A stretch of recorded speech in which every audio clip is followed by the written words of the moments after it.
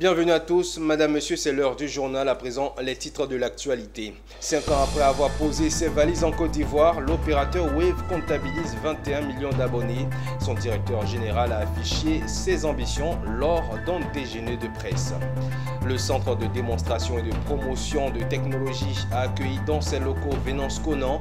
Cette visite a permis aux responsables du CDT de présenter son centre et ses objectifs à leur hôte. La ministre d'État, ministre de la fonction publique, a lancé officiellement les concours administratifs de la fonction publique pour l'année 2025. Ce sont environ 540 concours qui s'offrent à toutes les personnes vivant en Côte d'Ivoire. Et Afrique, terre de talents d'opportunités, c'est le thème choisi cette année par le CITA, conférence sur l'investissement touristique et hôtelier africain. Les détails, c'est tout de suite. Le mouvement des petites et moyennes entreprises a reçu le 18 février 2025 la visite du président de la Confédération générale des entreprises de Côte d'Ivoire, Ahmed Cissé. Cette visite dite de travail a été l'occasion pour les deux organisations de réaffirmer leur engagement en faveur du développement des PME en Côte d'Ivoire. Pour vous, nos reporters ont suivi le déroulé de cette visite. Le récit de Zénab Dosso. Il est accueilli chaleureusement à son arrivée dans les locaux du MPME. Les membres du mouvement des petites et moyennes entreprises reçoivent le président du patronat ivoirien et sa délégation. Une visite très attendue et appréciée par la présidente de la nouvelle maison du MPME qui a saisi l'occasion pour donner les nouvelles à son hôte. Monsieur le Président, nous venons de loin, de très loin. Quand nous avons pris les bureaux, il n'y avait pas de meubles, il n'y avait pas d'ordinateur. Donc c'était difficile de travailler. Donc la première TSE a servi à acheter des ordinateurs et des mobiliers pour commencer à travailler. La deuxième TSE a servi à placer le cadre stratégique. La troisième TSE nous a permis de mettre en place le manuel de procédure, le plan stratégique 23-26. Et la quatrième TSE nous a permis d'équiper cette salle où nous sommes. Le président a souligné l'importance des PME dans l'économie ivoirienne. Il a salué le travail accompli par le MPME pour défendre les intérêts des petites et moyennes entreprises et les accompagner dans leur développement. Vous constituez en effet l'un des piliers de notre confédération et vous contribuez de manière très forte à la réussite de ces missions. MPME occupe une place centrale dans l'agenda de la CGC. Notre engagement à les soutenir figure au premier rang de notre plan stratégique en cours d'exécution. Nous avons mis en œuvre plusieurs programmes et initiatives qui visent à les accompagner et nous travaillons régulièrement avec le pouvoir public à relever les principaux défis qui freinent leur croissance, notamment les défis de l'accès au financement et de l'accès au marché. Les deux organisations ont également discuté des défis rencontrés par les PME, entre autres l'accès au financement, la formation et la digitalisation. Une visite des locaux des nouveaux bureaux du MPME a été effectuée par le président de la CGEC. Au terme de la visite, il a signé un livre blanc qui symbolise son passage au siège du MPME. Les retraits et les dépôts d'argent à taux zéro, les transferts à 1%, une première en Côte d'Ivoire en son temps. En 2019, Wave Côte d'Ivoire, en déposant ses valises, a chamboulé le secteur du mobile money. 5 ans après, le Pingouin s'est fait 21 millions d'abonnés dans un pays d'environ 30 millions d'habitants. Une prouesse, mais les responsables de l'entreprise ne comptent pas s'arrêter là. Le directeur général de Wave a affiché ses ambitions mardi dernier lors d'un déjeuner de presse suivi par Issa Badini et Ezekiel Siri. 21 millions d'abonnés, 300 000 points de paiement marchand, 17 000 points de vente, 800 employés, 13 millions d'appels clients chaque année. Voilà le tableau comptable en 5 ans d'exercice de Wave Côte d'Ivoire, dévoilé ici à ce déjeuner de presse par le directeur général de la filiale Côte d'Ivoire de la FinTech. Ces résultats, Wave les doit à sa politique tarifaire, mais pas que. Selon le directeur général. Grâce à la qualité des services support, si je prends le cas de Wave, nous c'est 13 millions d'appels qu'on traite chaque année.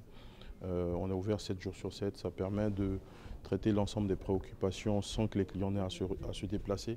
Et ça prend encore plus d'importance lorsqu'on est à l'intérieur du pays ou dans des zones isolées où le fait de pouvoir appeler un numéro gratuitement et de voir pris en compte ces demandes et voir résoudre ces problèmes est quelque chose qui a beaucoup de valeur. Des résultats excellents, cependant, Cartier Bamba refuse de dormir sur ses lauriers. L'idée, c'est d'être en partenariat avec l'ensemble des acteurs de la chaîne. Donc, on travaille déjà avec les telcos, les acteurs téléphoniques, qui sont des fournisseurs de services pour nous. Donc, lorsque vous appelez le call center, nous, on paye Orange, MTN, Move, pour ne pas les citer.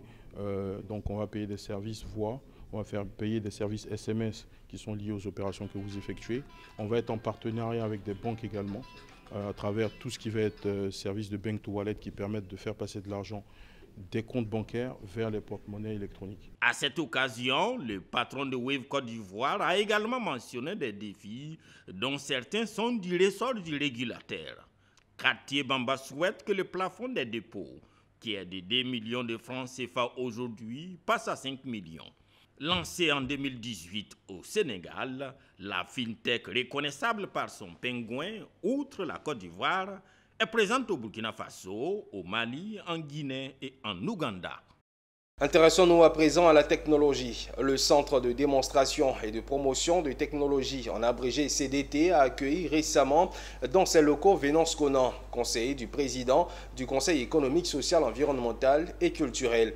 Cette visite a permis aux responsables du CDT de présenter son centre et ses objectifs à leur hôte qui représentait le président du CESEC, Pierre Tebeu et Nicolas Angwa, nous font vivre les temps forts de cette visite.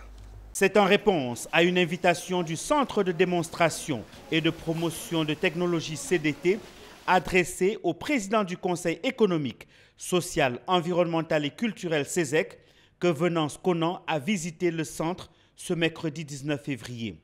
Mais il ne s'est pas contenté de suivre les explications du directeur général du centre, il a tenu à faire le tour du propriétaire. À l'entame, le directeur général du CDT et son personnel ont présenté le CDT, ses missions aux conseillers du président du CESEC. Il a ensuite visité le parc des machines.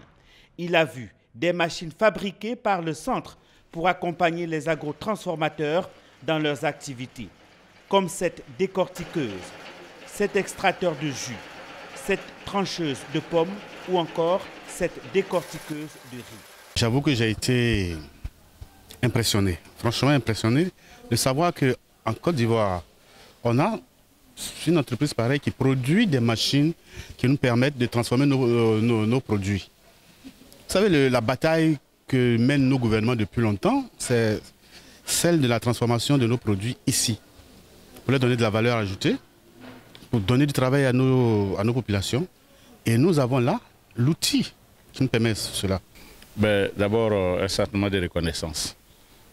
Reconnaissance à l'égard de M. le Président de cette grande institution, le Conseil économique, social, culturel et environnemental. Vraiment merci. Nous, on est dans une dynamique d'informer les Ivoiriens et de susciter une synergie dans l'action que, dans notre ensemble, tous les Ivoiriens, on doit mener pour promouvoir l'entrepreneuriat agro-industriel. Cette visite entre dans le cadre d'une activité phare du centre CDT intitulée « Les grandes visites », une initiative offrant aux personnalités de découvrir les technologies du CDT. Rappelons que le CDT a pour mission, entre autres, de favoriser le transfert des technologies et valoriser les résultats de la recherche en Côte d'Ivoire.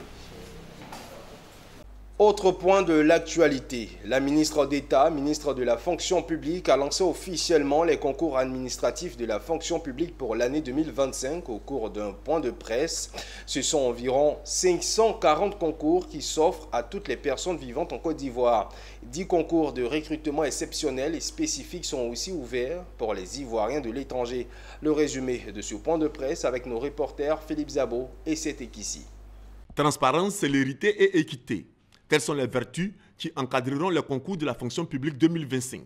Transparence pour rétablir la confiance en la fonction publique, l'organisateur des concours. Célérité depuis les inscriptions jusqu'à la proclamation des résultats. Équité pour traiter tous les candidats sur le même pied d'égalité.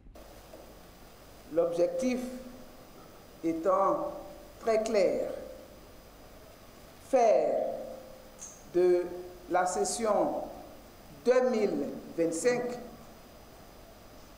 une réussite exemplaire. Oui, une réussite exemplaire parce que nous voulons des concours toujours plus transparents, toujours plus rigoureux. Depuis 2021, vous le savez déjà, nous avons engagé une dynamique de réforme ambitieuse pour moderniser et sécuriser le processus d'organisation des concours. Je tiens à vous assurer que pour cette année encore, toutes les dispositions sont prises afin de garantir une organisation irréprochable et d'offrir à notre administration des ressources humaines compétentes et performantes. Pour cette année, environ 540 opportunités pour bâtir une fonction publique d'excellence. Les inscriptions pour les différents concours se feront en ligne du 28 février au 11 avril 2025. Quant au concours d'entrée à l'ENA, les inscriptions en ligne se feront du 26 février au 27 mars 2025. Madame la ministre d'État, ministre de la fonction publique, procédera au lancement officiel des épreuves écrites le samedi 7 juin 2025. Mettre fin à la stigmatisation de la jeune fille en période de menstruation et améliorer sa gestion de l'hygiène menstruelle, c'est le combat que mène l'organisation de la santé PSI et l'entreprise Big Girls à travers le projet Michele ou encore Moi Jeune Fille en langue locale Sénoufo. La phase pilote du projet concerne Anyama et Korogo.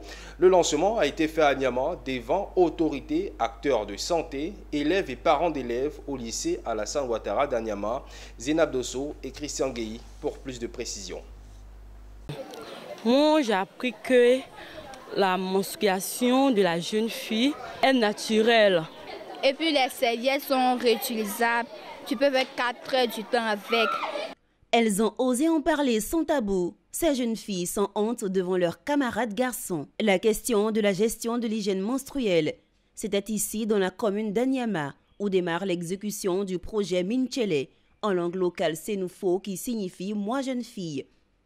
C'est un projet à fort impact qui vient répondre aux besoins de gestion de l'hygiène menstruelle de la jeune fille, surtout en période scolaire.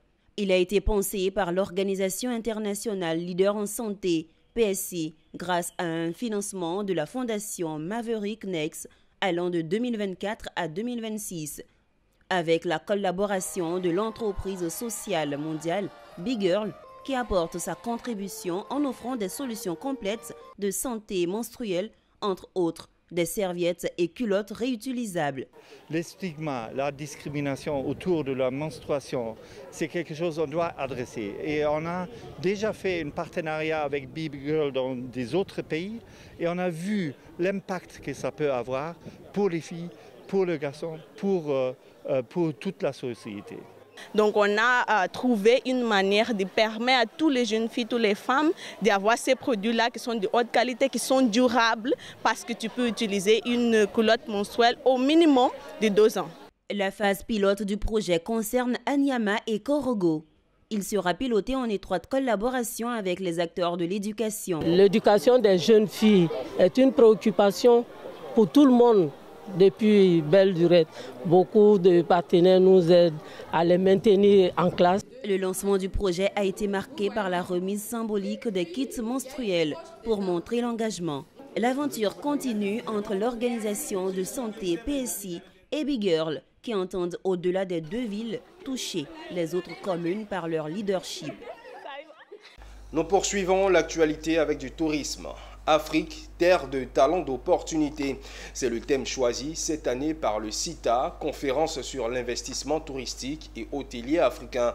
Une 5e édition, tout comme les fois antérieures, qui a pour objectif, entre autres, de favoriser l'investissement dans l'hôtellerie et le tourisme, promouvoir les pratiques durables du développement touristique.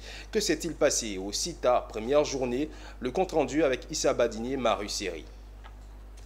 Une table ronde pour démarrer l'édition 5 du CITA, conférence sur l'investissement touristique et hôtelier africain.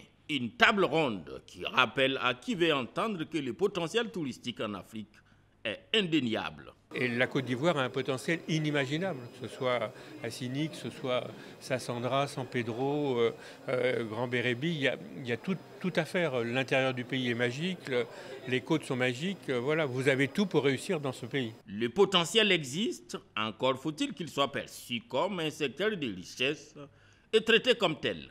Le tourisme en Côte d'Ivoire, pour moi, c'est une question de volonté politique. Moi, j'ai eu la chance d'être chef de village à Assini à l'ouverture et d'accueillir le président Houphouët-Boigny, qui avait fait du tourisme une vraie priorité et qui avait facilité tout un ensemble de choses. Il faudrait espérer que ça revienne. Je veux dire, on parlait tout à l'heure des visas. Rester 1 heure et demie, 2 heures à l'aéroport pour entrer dans un pays, c'est pas comme ça qu'on va attirer des touristes. Voilà. Donc si on veut vraiment attirer des touristes, il faut faciliter un certain nombre de choses sur la facilité d'entrée. On voit que les taux de matérialisation des projets en Afrique sont de 25%. Ça veut dire que sur 100%, à peine un quart des projets voient le jour.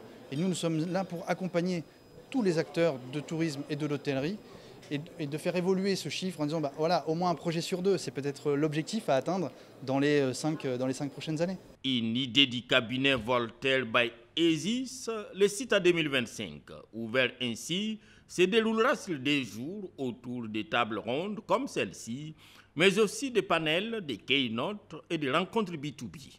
Le secteur du tourisme, avant la Covid-19, représentait environ 8,5% du PIB africain, ce qui correspond à 40 milliards de dollars, quand l'industrie mondiale du tourisme pour la même période générait un chiffre d'affaires de 1700 milliards de dollars. Cette disparité souligne le potentiel touristique inexploité du continent. Après une décennie d'évolution professionnelle, les anciens étudiants de la 14e promotion de l'Institut national polytechnique Félix Houphouët-Boigny, spécialisé en bâtiments et travaux publics, ont fait un retour significatif dans leur établissement. Ils se sont présentés avec une généreuse contribution matérielle afin d'exprimer leur gratitude envers l'Institut qui a joué un rôle crucial dans leur formation. Charles Kouakou. L'Institut national polytechnique Houphouët-Boigny, situé à Yamoussoukro, abrite plusieurs écoles dont l'École supérieure des travaux publics. Reconnu pour son excellence académique et son engagement avec la formation des futurs ingénieurs de haut niveau, l'INPHB a su s'imposer comme une référence dans le domaine de l'enseignement supérieur en Côte d'Ivoire. 10 ans après leur sortie de l'ISTP, c'est avec une grande fierté que les anciens étudiants ont retrouvé les cadets.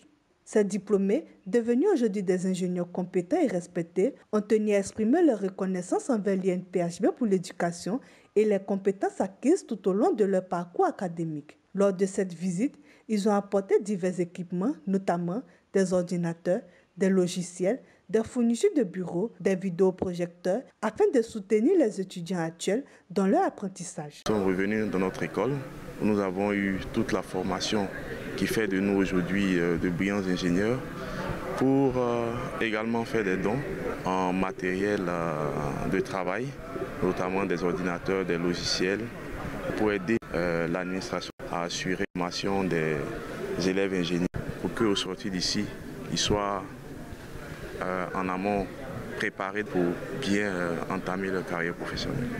Le directeur de l'École des travaux publics a exprimé sa joie et sa fierté de recevoir ses anciens étudiants.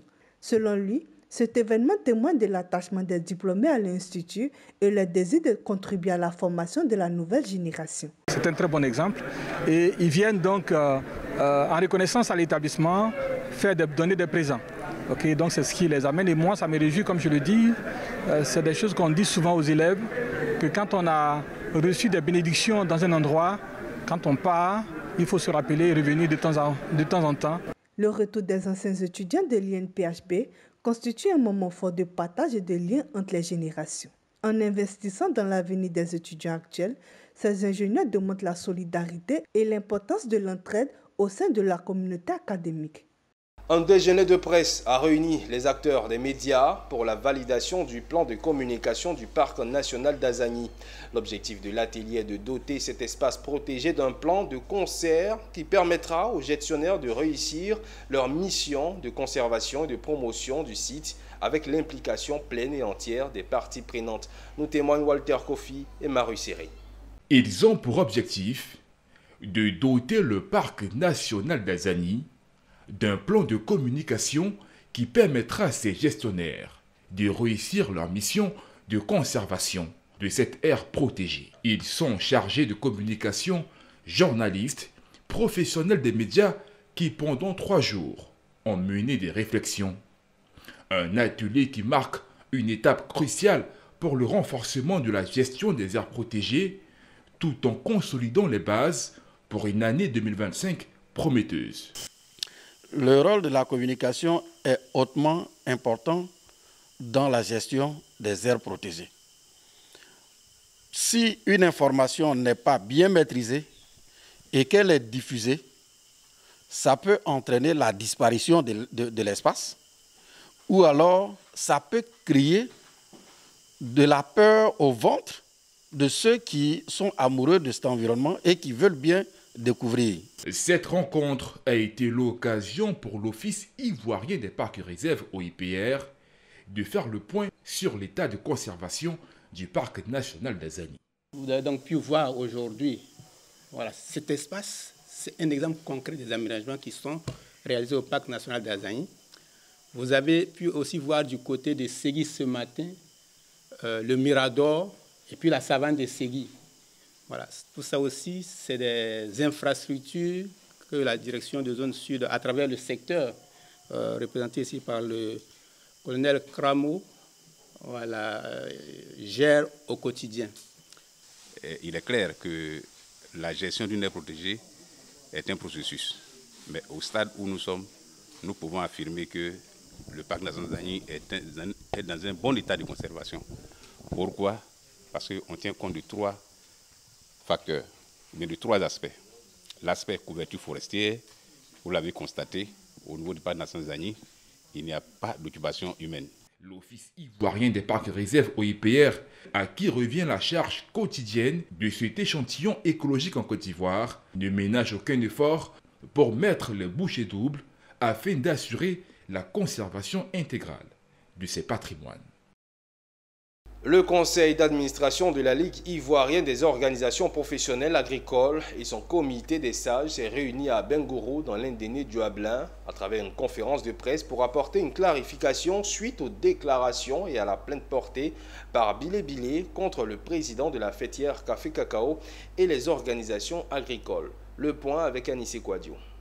Le conseil d'administration de la Ligue ivoirienne des organisations professionnelles agricoles, l'IDOPA, a organisé à Bengourou, grande zone productrice de café cacao, une conférence de clarification suite aux accusations de M. Bilé Bilé contre le directeur général Café Cacao et certaines associations de la filière Café Cacao. Ces déclarations tendant à jeter le discrédit sur les missions de l'organe de régulation, le conseil Café Cacao, aussi la probité de son représentant, M. Kone Ibrahim, sont inacceptables, vont également à l'encontre des principes fondamentaux de respect, de dialogue et de responsabilité que défend la Ligue ivoirienne des organisations professionnelles agricoles. Pour cette conférence de clarification, en réponse aux déclarations du sieur Bilé Bilé, la LIDOPA était accompagnée de toutes ces instances de décision et de gestion, notamment les membres du conseil d'administration et le comité des sages de la LIDOPA, qui sont venus des 20 régions des productions agricoles de Côte d'Ivoire. Quand il y a un problème dans une famille, il y a le chef de famille qu'il faut le saisir. Aujourd'hui, nous ne pouvons pas accepter. Nous mettons barrière à tous ceux qui vont se lever et qui vont traduire nos autorités ou nous-mêmes dans les instances de la justice. Pourquoi si Amié Armand, président de la LIDOPA, il souhaite désormais régler leurs différends dans un cadre de dialogue et de respect mutuel. Nos problèmes doivent être réglés dans un cadre amiable, en évitant de nous exposer, d'exposer les différents des producteurs devant les tribunaux. Le conseil d'administration et le comité des sages de la Ligue ivoirienne des organisations professionnelles agricoles réitèrent leur soutien aux initiatives prises par le conseil Café Cacao en vue d'améliorer les conditions de travail et le cadre de vie des producteurs et leur assurer un avenir meilleur. D'ailleurs, il rappelle à tous que les 4 et 5 avril prochains se tiendra les journées des producteurs de café cacao de Côte d'Ivoire à Yamoussoukro. Le barreau de Côte d'Ivoire a organisé un procès fictif à la cour d'appel de Korogo récemment. L'objectif est de briser les barrières entre avocats et les citoyens tout en offrant des conseils juridiques gratuits. Il les a également sensibilisés sur leurs droits et devoirs. Ouattara Daouda était témoin.